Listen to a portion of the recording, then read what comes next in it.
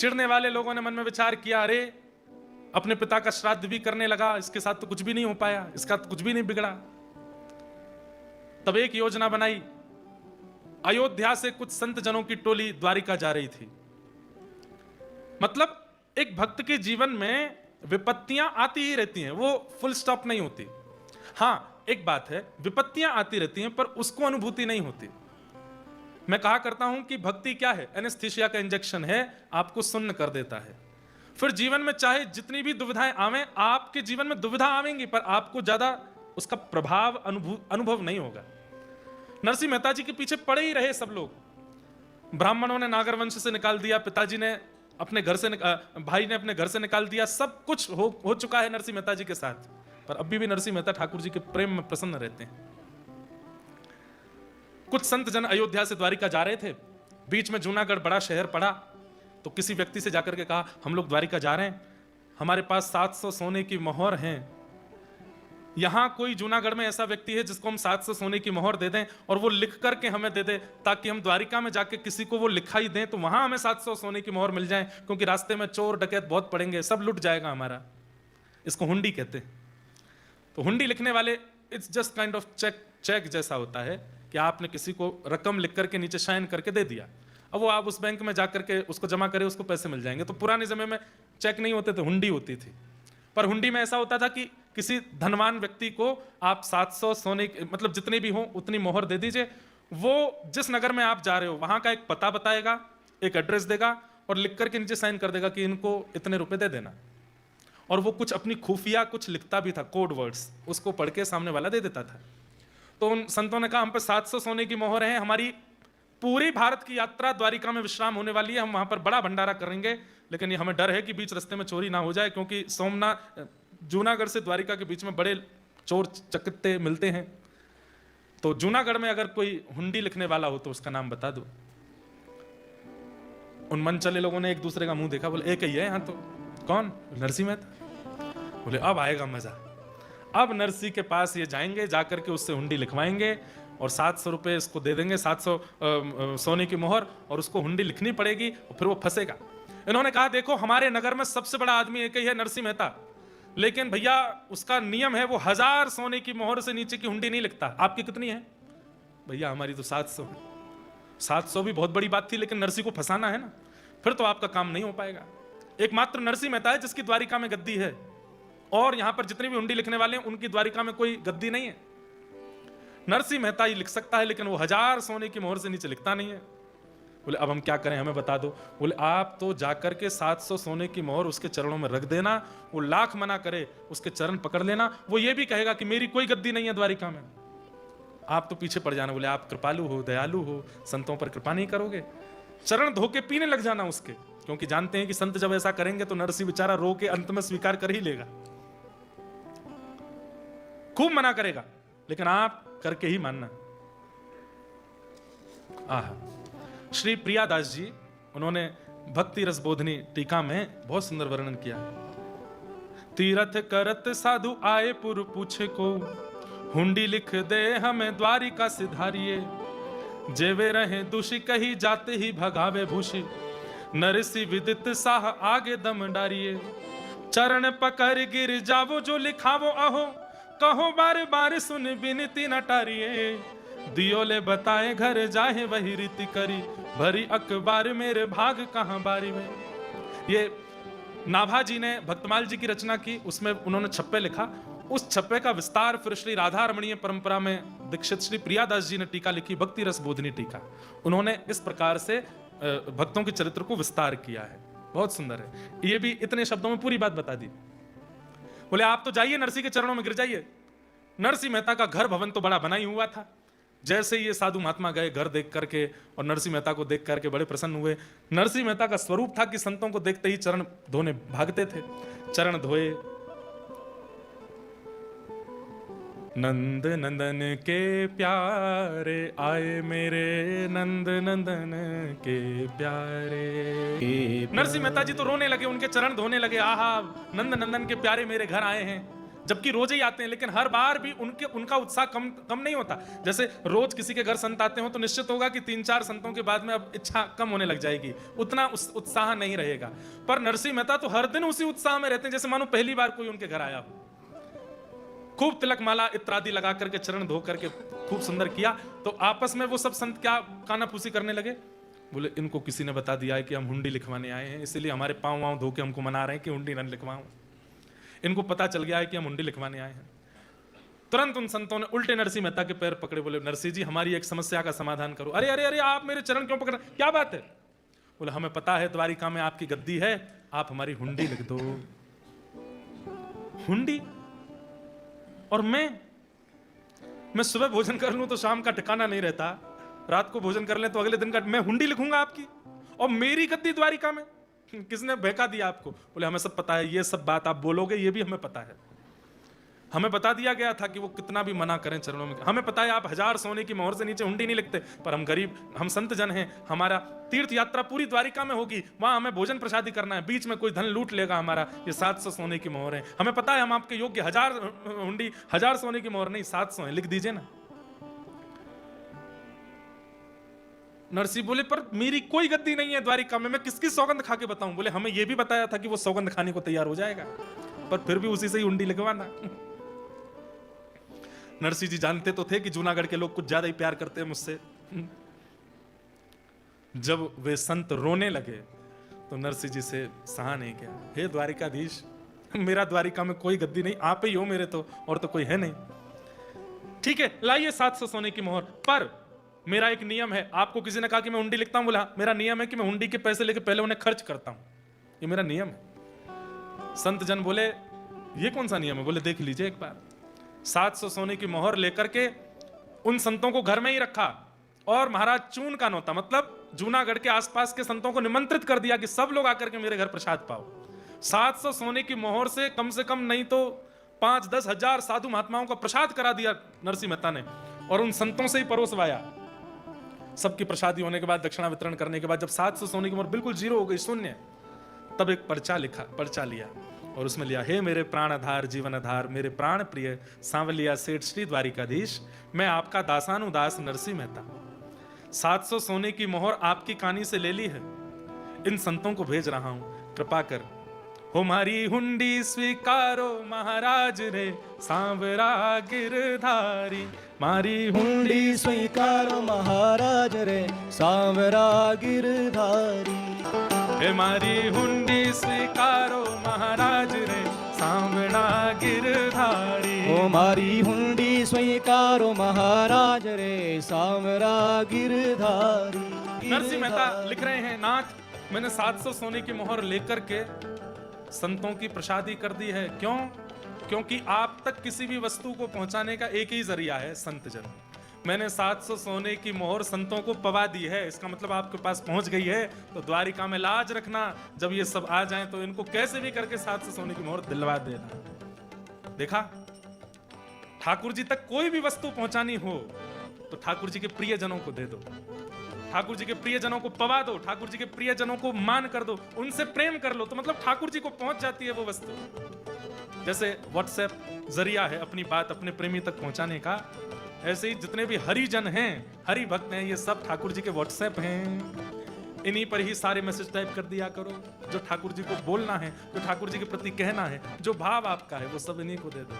हे मारी हुंडी, हे मारी हुंडी, हे मारी हुंडी स्वीकारो महाराज रे सांवरा गिरधारी। नरसिंह मेहता ने लिख तो दिया, लेकिन संत जन तो हो गए चिंता मुक्त और नरसिंह मेहता की नींद उड़ गई।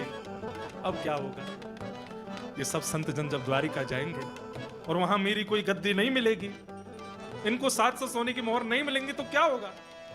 अरे मुझे मारेंगे इस बात का डर नहीं था उनको ये डर था कि कहीं ये लोग शोक में आकर के प्राण ना त्याग दें, गोमती जी में डूब ना जाएं, समुद्र में प्राण ना त्याग दें, क्योंकि संतों की कोई कमाई तो है नहीं। किसी ने कुछ दक्षिणा दी, किसी ने कुछ दक्षिणा दी, वही सब इकट्ठे करके 700 सोने की मोहर इनके पास आई थी।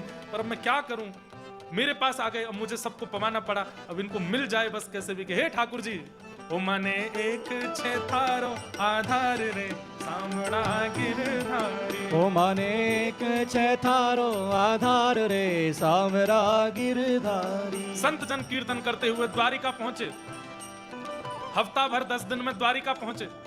जाकर के द्वारिकाधीश के दर्शन किए। बोलो द्वारिकाधीश की जय। और हाँ, एक बात, हुंडी लिखने के बाद में पूरा पर्चा बंद करके मोहर लगाई नरसिंह मेहता ने और बोले किसको देना है भैया? वहां जाके बोले गोमती जी के तट पे जाकर के, वहां पे सांवलिया सेठ हैं, एक सेठ जी हैं, उनका नाम क्या है?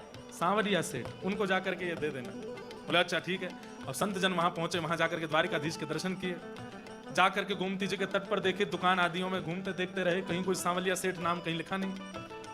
दुकानदारों से पूछा भैया हम लोग जूनागढ़ से आए हैं, नरसिंह मेहता जी ने हुंडी लिखी है हमारी, यहाँ कोई सांवलिया सेठ है? सब लोग देख करके बोले कोई सांवलिया सेठ नहीं, हम तो यहाँ इतने साल से हो गए द्वारिका में, यहाँ हमने कोई सांवलिया सेठ का नाम नहीं सुना। संत बोले ऐसा मत बोलो, हमारा हृदय निकल के बाहर आ जाएगा, जल्दी बताओ नरसिंह मेहता की गद्दी कौन सी? बोले कौन नरसिंह मेहता, कौन सी गद्दी? अरे हम हुंडी लिखवा के आए हैं। अरे तो हुंडी लिखने वाले अन्य शहरों में हैं, जूनागढ़ में कोई हुंडी लिखता है ये तो हमने कभी सुना भी नहीं है। संत जनों में दो चारों को तो बीपी हाई हो गया। बोले हमको तो पहले ही शंका लग रही थी, जब हम हाथ पांव जोड़ रहे थे कह रहे थे हमारी हुंडी लिख दो, वो मना कर रहा था बार बार। एक संत रोता रोता बोला वो सब तो दूर की बात, हमारी 700 सोने की मोहर हमारे सामने पूड़ी बना के खिला दी उसने, वो मिलेंगे भी नहीं दोबारा, और वो तो बोल देगा कि मैंने तो तुम्हारी तरफ से संत भोज करा दिया। अब क्या होगा? गली गली घूम करके, गली गली ढूंढ करके जब बिल्कुल पस्त हो गए, हार गए, गोमती सागर तट पर जाकर के बैठ गए और रोने लगे। अरे भैया कहां है सांवलिया सेठ? तब आहा, श्री प्रियादास जी बहुत सुंदर वर्णन करते हैं। ठाकुर जी सांवलिया सेठ का रूप धारण कर रहे हैं। कैसा रूप धारण किया? माथे पे लपेटी राखी अटपटी पाग मोटी। सुनिएगा, माथे पे लपेटी राखी अटपटी पाग मोटी, खुली खुल जात चोटी फिरत ही न्यारी है। ऐसी पाग बांधी है ठाकुर जी ने, अपने केशों को, लंबे केश हैं ठाकुर जी के, उनको गूंथ करके पाग के अंदर रखा है कि मेरे लंबे केश ना दिखें। लेकिन श्री प्रियादास जी कर रहे हैं, माथे पे लपेटी राखी अटपटी पाग मोटी, खुली खुली जात चोटी। ठाकुर जी के बार बार केश बाहर आ रहे हैं। खिसक खिसक परी एड़न लो धोती जात। आहा, बार बार ठाकुर जी की धोती नीचे उतर रही है तो उसको संभाल रहे हैं, कभी इधर से कभी इधर से, कभी अपनी पाग संभालते हैं। घिस धोती जात। आहा, बार बार ठाकुर जी की धोती नीचे उतर रही है तो उसको संभाल रहे हैं, कभी इधर से कभी इधर से, कभी अपनी पाग संभालते हैं। घिस अति अंग रखी घेर घर वारी है। सुंदर अंग रखा पहना है, बिल्कुल सेठ जैसे बने हैं। हे कट्टी सो लपेटी राखो लाभो सो दुपट्टा। और कैसे बने हैं ठाकुर जी? एक सुंदर धोती पहनी है, ऊपर अंग रखा पहना है, जैसे हमने ये पहनी है बगलबंदी, ऐसे ही ये 2 तनी की जगह जब यहाँ 6-7 तनी हो जाए तो अंग रखा हो जाता है। अंग रखा नीचे घेरदार होता है, जैसे माताएं पहनती हैं ऐसे घेरदार अंग रखा है, नीचे धोती है। यहाँ पर एक पटका कंधे पर है और दूसरा पटका हाथ पर है। आहा, कट्टी सो लपेटी राखो लाभो सो दुपट्टा, और पेटे रखो काड़ी कछु चाहक अगारी है। कान पे कमल वही बगल दबाए सा। एक कान के ऊपर कमल पुष्प रखा है और कुछ कमल के पुष्प बगल में, जैसे सेठ होते हैं अदा में रहते हैं, कुछ कमल के पुष्प ऐसे दबा करके, कान पे कमल वही बगल दबाए सा। कांधे धरी धम से सुथेली आने डाल, मारी हुंडी स्वीकारो महाराज रे सामना गिरधारी। ओ मारी हुंडी स्वीकारो महाराज रे सांवरा गिरधारी। मारी हुंडी स्वीकारो महाराज रे सामना गिरधारी। ओ मारी हुंडी स्वीकारो महाराज रे सांवरा गिरधारी। हे माने छे थारो आधार रे सामना गिरधारी। हे मारो एक छे थारो आधार रे सांवरा गिरधारी। इतने में ही बैंत समझते हैं आप लोग? एक छड़ी होती है, बड़ी स्टाइलिश छड़ी, बूढ़े बड़े लोग कभी कभी लेके चलते हैं। बैंत खटकाते हुए, अपनी जूतियों की खनक करते हुए, इत्र की सुगंधी कमल घुमाते हुए, सिर पर पाग पहनी है, बीच बीच से उनके घुंघराले केश बाहर आ जाते हैं तो उनको भीतर करते हैं। यहाँ कमल लगाए हुए, कमल नेम ठाकुर जी, और हल्ला करते हुए, अरे कोई जूनागढ़ हमारे सेठ नरसिंह मेहता के यहाँ से हुंडी लिखवा के आया है क्या? अरे सांवरिया सेठ हम ही हैं, आइए हमसे मिलिए। जैसे ही सांवरिया सेठ आवाज सुनी संतों के तो जैसे मानो जान में जान आई। बोल कहाँ है, कहाँ है, कहाँ है? तभी देखा अंधेरे में से श्वेत वस्त्र पहने हुए साक्षात द्वारिकाधीश सांवरिया सेठ बन करके आए हैं। बोलो द्वारिकाधीश की जय, बोलो सांवरिया सेठ की जय। ठाकुर जी आ गए। संत जन पहले तो भैया देखते ही रह गए, क्या सुंदर छवि, कैसे नेत्र, कैसे गाल, कैसी नासिका, कैसी मुस्कान। अरे महाराज आप लोग ही आए हैं क्या जूनागढ़ से? बोले हाँ हम ही आए हैं, 700 सोने की मोहर की हुंडी लिखवाई, जल्दी दीजिए, पत्र कहाँ है? पत्र देख करके पहले तो ठाकुर जी ने सिर से लगाया, ओहो आप लोग कितने भाग्यशाली, हमारे सेठ जी से मिलके आए हो। आपस में संत जन जो गालियां दे रहे थे उनको, नरसिंह मेहता को, उनको कोई समझाने, देखा सच्चा है वो, इतना सुंदर उसका नौकर है ये ये उसका नौकर है, देखो उसका पत्र देख के माथे से लगा रहा है। पत्र खोल करके जैसे ही पढ़ने लगे ठाकुर जी के नेत्रों से अश्रु गिरने लगे। कितना सुंदर पत्र लिखा है। महाराज आपकी 700 सोने की मोहर बिल्कुल तैयार है, बल्कि हमारे सेठ जी ने हुंडी में लिखा है 700 से अधिक भी अगर आपका खर्चा हो तो वो भी मैं वहन करूंगा। सेठ जी की बड़ी कृपा है।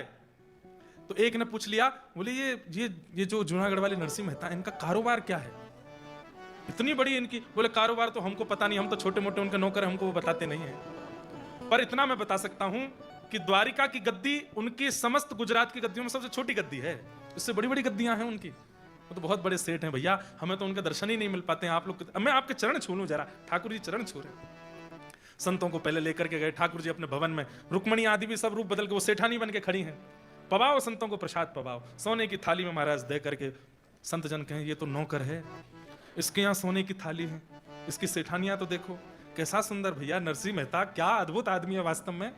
ठाकुर जी ने इतना चकाचक उनका आनंद कराया। 700 सोने की मोहरों से जो संत भोज करना था तीर्थ यात्रा की पूर्णता पर, ठाकुर जी ने स्वयं उन संतों की इससे बड़ी तीर्थ यात्रा की पूर्णता क्या होगी कि ठाकुर जी स्वयं परोस रहे हैं पंगत में, सब संतों को परोस करके, सबको दक्षिणा दे करके। अरे कम से कम 7000 सोने मोहर इतने का सब हुआ खर्चा, और सब ठाकुर जी ने वहन किया। संतों ने कहा अब हमारा वापस जाने का समय आया है, आप हमें जाने दीजिए। तो ठाकुर जी बोले हमारे सेठ जी के लिए मैं भी एक पत्र लिख दूं, और ठाकुर जी ने विपरीत पत्र लिखा, और पत्र में नरसिंह मेहता जी को अपना प्राण कह करके कहा, मेरे प्राण प्रिय नरसिंह, दुनिया ने मुझे चितचोर कहा, दुनिया ने मुझे चोर अग्रगण्य कहा, पर तुमने मुझे सेठ कह करके बुलाया है, तुमने मुझे सांवरिया सेठ बना दिया। मैं तुमसे मिलने के लिए बहुत तड़प रहा हूं, जल्दी मेरे पास आना, तुम्हारा दास सांवरिया सेठ। और लिख करके ठाकुर जी ने मोहर लगा करके दे दी। संतों को क्या पता कि ये भक्त भगवान की वार्ता, उनको तो लगा ये नौकर और स्वामी हैं। वहां लौट करके संत जन जैसी गए, नरसिंह मेहता ने दूर से देखा। नरसिंह मेहता पत्नी से बोले बोरिया बिस्तर मांगो, भगो यहां से, ये मारने आ रहे हैं हमको। वे तो नाचते गाते हुए आ रहे थे। नरसिंह मेहता ने जैसे देखा, भगवान मुझे क्षमा कर दीजिए, आप कुछ कहें उससे पहले मैं ही क्षमा मांग लेता हूं। बोले क्षमा, हृदय से लगो हमारे। अरे भैया तुम्हारा नौकर कितना सुंदर था, वो सांवरिया सेठ कितना बढ़िया, उसके घर उसकी सेठानियों, हम संत जन हम तो बिल्कुल मर्यादा में रहते हैं बिल्कुल, पर उसकी सेठानियां भी इतने शिष्टाचार से, इतने व्यवहार से सब पवा रही थी। आप सब क्या कह रहे हैं? बोले हाँ उन्होंने पत्र दिया। पत्र खोल करके जैसे ही नरसिंह मेहता ने देखा, नेत्र सजल हो गए। मेरी हुंडी स्वीकार ली है किसने? सांवरा गिरधारी है। नरसिंह मेहता जी तो नाचने लगे, आनंदित हो गए, प्रसन्न हो गए, उन संतों के साथ नाचने लगे। अब मैं क्या सत्य बताऊं आपको कि आप किससे मिलकर के आए? अरे भैया वो नौकर नहीं है, वो सबके स्वामी है, साक्षात द्वारिकाधीश आए थे। मेरी कोई हुंडी नहीं है वहां पर, मेरी कोई गद्दी नहीं है, मेरा कोई नौकर नहीं है। मैंने आपके उस पत्र में द्वारिकाधीश से प्रार्थना की थी कि आप ही लाज बचाइए, वही आए। और सब सत्य नरसिंह मेहता ने बताया। संत जन धन धन्य हो गए। बोले हमने तो, इससे बड़ी तीर्थ यात्रा का समापन क्या होगा कि प्रत्यक्ष ठाकुर जी का दर्शन हमको, नरसिंह मेहता तुम्हारी वजह से हो गया।